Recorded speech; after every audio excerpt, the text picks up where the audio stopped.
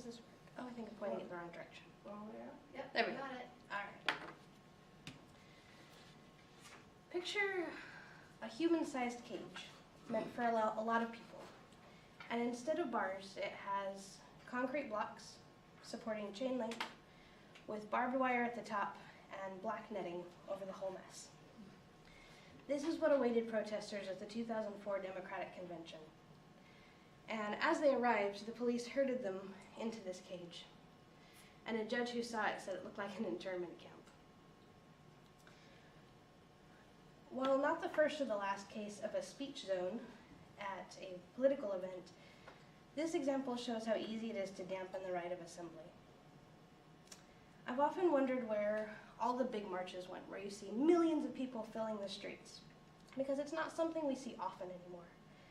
So I was curious enough to research it, and what I discovered was not only a lot of news stories about this issue, but also an expert in assembly law. So through a brief history and several current events, I'd like to share with you how the assembly law was the tool used to change freedom of speech.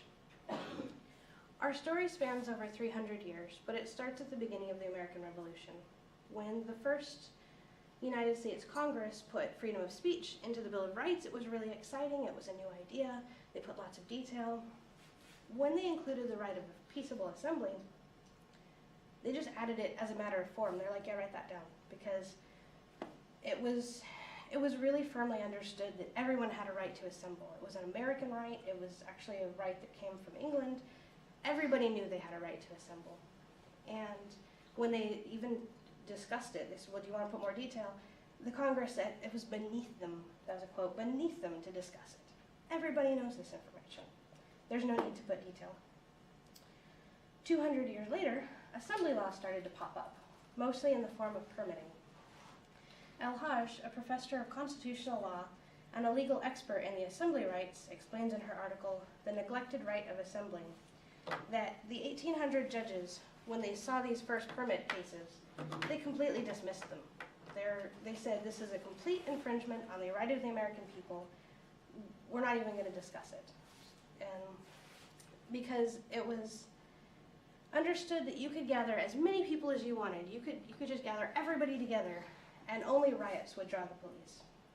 So they just threw it out of the court. They said, nope, we're not doing it.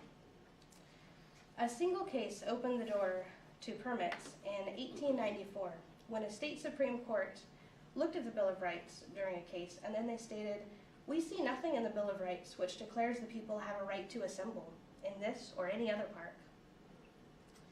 After this case, the shift to permitting, you could see it in every court case. The court interpretation shifted toward permits. Speech zones is a pretty current occurrence. It's kind of an invention that happened during a passionate time in American history. In the 1960s, when campus protests could turn very violent, the schools set aside areas for them to hold their protests in, and it was really just for the safety of the students. Joshua Bridges with the National Association of Scholars suggests that these were only enforced under the now usual time, place, manner permits, because they weren't intended to stifle free speech. They were really just for safety. The 2004 Bush presidency, it liked this idea of a place to put protesters. So his Secret Service scoped out areas up to a mile away to put anyone who wasn't going to create positive press.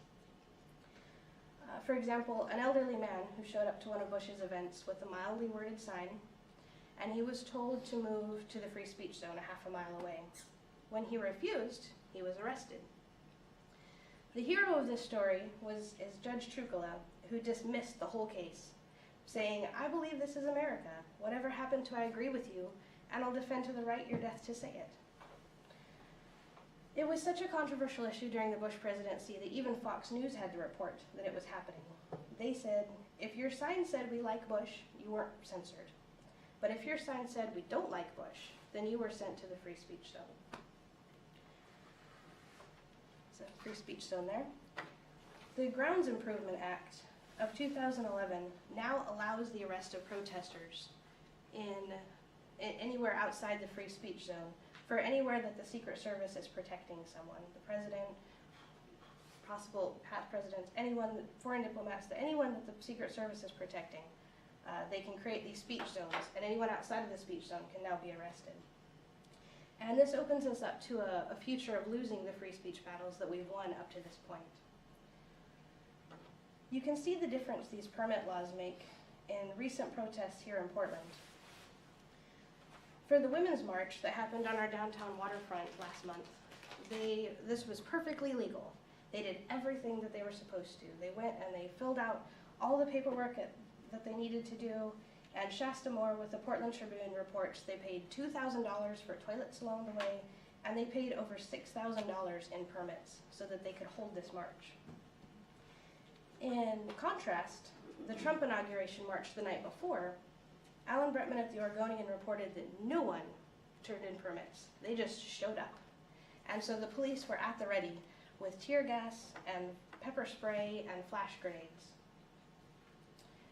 because they were using their right of freedom of speech, is a right, but they weren't using the new permit laws that are part of our freedom of assembly now. So as we learned, freedom of speech is more complicated than just saying what you want. Our forefathers' simple idea of everyone has a right to gather is no longer valid because they failed to specify what that meant. The Bush presidency used strategies for publicity, which now we have accepted as new law in 2011. And you can no longer hold a march without the police actively involved, even the permitted marches. Through these case examples, we've shown that the right to assembly has been dampened over the last 100 years. And so I hope that you feel more informed about your rights in a protest setting. Thank you.